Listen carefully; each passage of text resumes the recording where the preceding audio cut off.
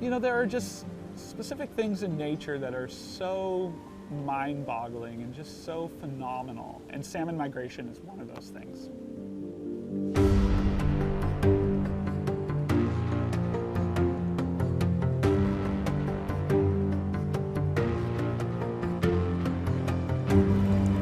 Salmon are the most amazing species on the planet. And really, if you're talking about one group of those salmon, the spring Chinook salmon are at the top of that list. Spiritual importance of that fish is very pronounced. The salmon are the indicator species. They're the keystone species. I feel like king salmon deserve their title because they're the ultimate salmon, right? A friend of mine calls them mariners and mountaineers, and that's really an apt description of these fish. They're basically the best of the best. Then these fish are at really high risk of extinction. Spring round is just a good example of a species that is so critical from an ecological, a cultural, and an economic perspective, yet it's just disappearing, and they've been disappearing for decades, and nobody's really done anything about it. They're the lost salmon.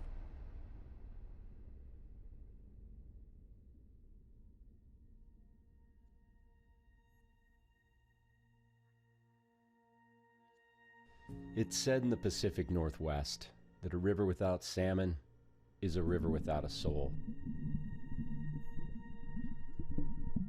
So perhaps it's soul searching I've been after for the better part of the past decade, documenting these wild denizens of the river, the places they live, and the issues they face, as a global extinction crisis is now hitting way too close to home.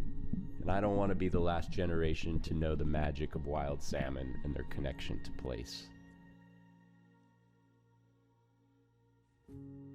While all salmon are important, there is a hierarchy, and spring Chinook are the most treasured of all. Their high fat content makes them a delicacy that triggers a cult-like following of fishermen throughout the West.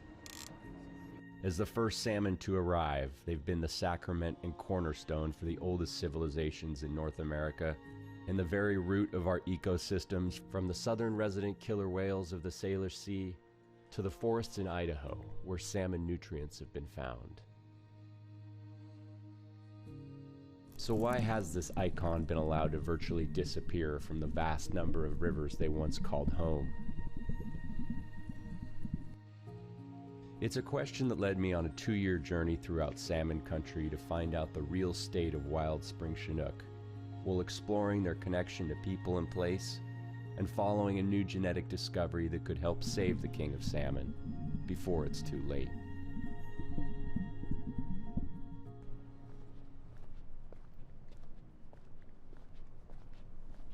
My name's Mike Miller. I'm a genetics professor in the Department of Animal Science at the University of California, Davis, and this is my genetics lab. My goal as a geneticist is to use genetics to improve conservation outcomes for threatened and endangered species. We've probably worked on more species than just about anyone else on the planet. We've been pretty interested in the genetic basis of migration characteristics, and we've worked on that in a number of species, from monarch butterflies to Pacific salmon. In many ways, the application of genetics to issues in conservation have been pioneered in salmon for the last 50 years. Salmon are always at the forefront of how to use genetics in the most efficient way to help conserve species. And one of the reasons is that many salmon populations are threatened or endangered or already extinct.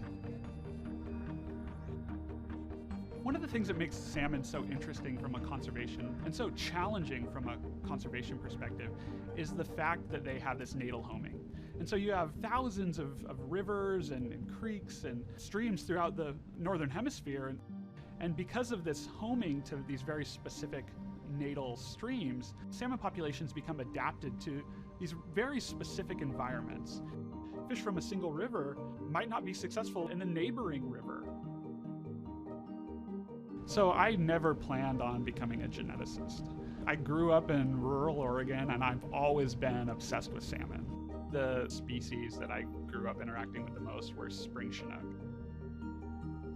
Over the last 20 years, as methods within genetics have changed, and some of these methods are methods that I was involved in developing, it became possible to really do high-resolution genetic analysis of virtually any species. And when that became possible, I knew what I wanted to work on. Obviously, I wanted to work on salmon. One of the most striking variations within a biological species of salmon is differences in adult migration timing. So spring Chinook versus fall Chinook, for example. I wanted to understand the gene or the genes that were involved in that process, but then also how that genetic variation evolved